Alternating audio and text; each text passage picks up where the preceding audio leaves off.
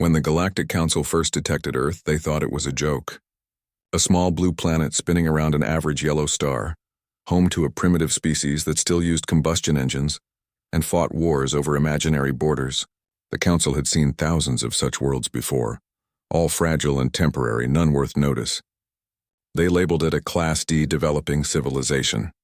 Reports came in from automated probes describing violent weather, constant seismic activity, freezing poles, burning deserts, hurricanes, volcanoes, and oceans filled with predators that devoured flesh without hesitation. The analysts laughed. No sentient species could possibly evolve there, one of them said during a briefing. The planet itself is hostile to life, yet the data was undeniable. Not only did life exist, it thrived. The most dominant creatures called themselves humans. Curiosity replaced mockery for a brief moment. The Council approved a low-level observation mission. A research vessel named Veritas was dispatched to orbit Earth and gather cultural samples. The mission logs described the humans as chaotic but harmless. They saw art and war, compassion and cruelty, exploration and destruction, all tangled in the same breath. One scientist remarked, "They are unpredictable, but they won't survive long enough to reach us." The universe had heard that prediction before.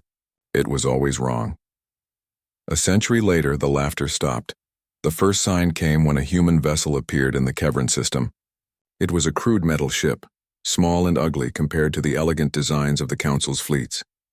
Yet it traveled faster than light, a feat thought impossible for a Class D world. The Council demanded an explanation. The humans sent a short message.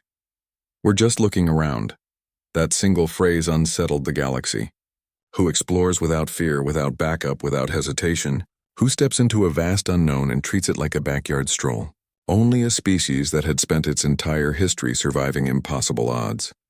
To understand why humans were like that, one must first understand their home. Earth was not a gentle mother, it was a relentless teacher. From the moment humans learned to walk upright, they faced hunger, disease, predators, storms, and endless competition. Their world changed violently. Ice ages came and went, continents shifted, species vanished, yet humanity endured. They did not adapt to Earth. They fought it into submission. Where other species avoided danger, humans built homes inside it. They climbed mountains that froze the air, sailed oceans that could crush steel, and dug deep into the earth despite knowing it could bury them alive. They invented machines to fly, to dive, to reach beyond their sky. Pain became routine and death became familiar. Every failure was a lesson, every scar a map of where not to step again. By the time they reached space, humans no longer saw hardship as misfortune. It was normal.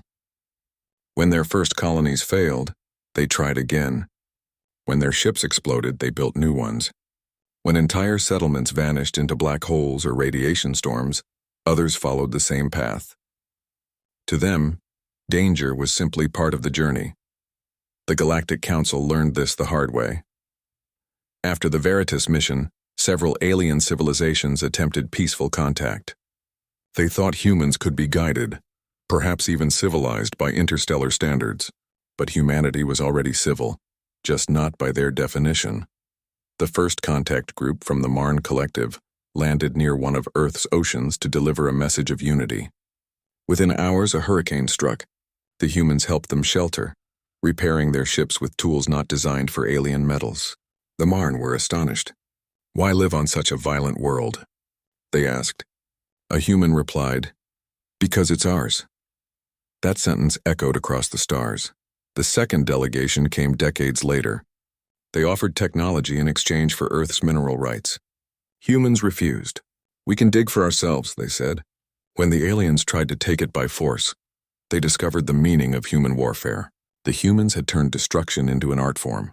They didn't just fight to win, they fought to end. Yet, unlike many species, they did not revel in cruelty. When victory came, they rebuilt the defeated. To the Council, it made no sense. How could a race capable of annihilation also show compassion?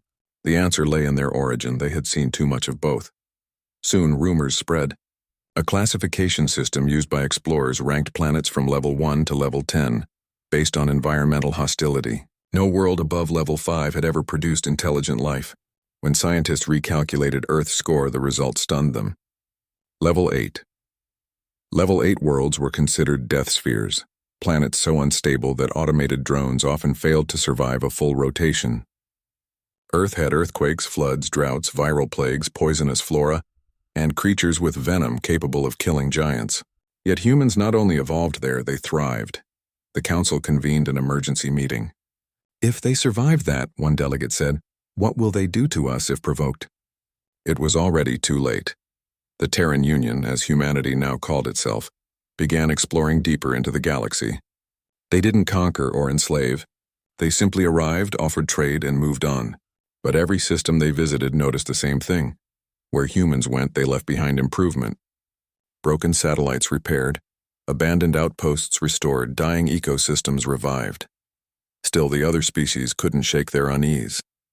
Humans smiled too easily, joked in battle, and volunteered for missions others called suicide. When told a storm would destroy their camp, a human replied, "We've seen worse." When warned of toxic air, they invented filters overnight. When faced with alien diseases, they created cures that worked on multiple species at once. The galaxy began whispering a new title: Children of Hell. For a while, the Council tried to maintain superiority. They reminded everyone that humans were still newcomers. Yet more and more incidents showed the opposite. A rescue fleet once attempted to retrieve miners trapped beneath the crust of Elnar IV. The operation was deemed impossible due to radiation storms. Humans volunteered. They dug for 6 days without rest, emerging with every miner alive. When asked why they risked so much, the team leader said, "We couldn't just leave them there." The statement made no sense to half the galaxy, but the miners wept. Another time, a solar flare crippled a space station carrying thousands of refugees. Communications went dark. Hours later, a human freighter arrived. Its crew flew directly into the unstable orbit, sacrificing their own shields to keep the station steady until evacuation was complete. The freighter melted away in the fire, but the survivors spoke one phrase for generations: "They burned with us, not away from us." The Council's laughter had turned to silence, then to respect, and finally to fear. It wasn't that humans sought dominance. They didn't. They simply couldn't comprehend surrender. To them, survival was a conversation, not an instinct. Their history taught them that even the harshest world could be tamed with enough will. When you live on level 8 hell, everything else seems manageable. Centuries passed. Humanity spread across dozens of systems, transforming barren rocks into green worlds. They shared technology freely, asked for nothing in return, and refused to exploit the weak. But they never forgot their roots. Every colony had a small plaque that read, "Born of Earth." To outsiders, it was just a phrase. To humans, it was a warning and a promise. When a hostile empire rose in the Outer Rim, conquering peaceful worlds, the Council hesitated to intervene. The invaders had vast fleets and ancient weapons. The Council debated, argued, and postponed action. Meanwhile, the humans simply went. Their ships were not the largest or most advanced, but they were built by those who knew hardship. They entered battle with calm efficiency, using tactics so unpredictable that enemy AIs shut down from confusion. The invaders, who once mocked primitive Earthlings, they soon faced relentless assaults. In one broadcast, an alien commander screamed, "They fight like their world." Within months, the invasion collapsed, not because humanity had superior firepower, but because they refused to yield. Every loss was met with another push, every setback with another plan. They fought until even the stars seemed to echo their determination. Afterward, the Council officially reclassified Earth, not as a developing civilization, but as a core-strength species, one of only a few in the galaxy. The report's summary line became legendary: "Survival is not learned on Earth, it is born there." Still, humans never claimed to be heroes. When reporters asked a captain what drove them, he said, "We just don't like bullies." Simple words. Yet they carried the weight of 1,000 generations, clawing their way out of storms and fire. Eventually, scholars began studying the psychological impact of Earth's conditions. They found that humans had a unique relationship with fear. They felt it, yet acted through it. They doubted, yet tried anyway. Their brains had evolved not to avoid risk, but to manage it. To them, danger was normal, and peace was strange. A philosopher from the Avan species once said, "Humans are what happens when a planet refuses to let you rest." He was right.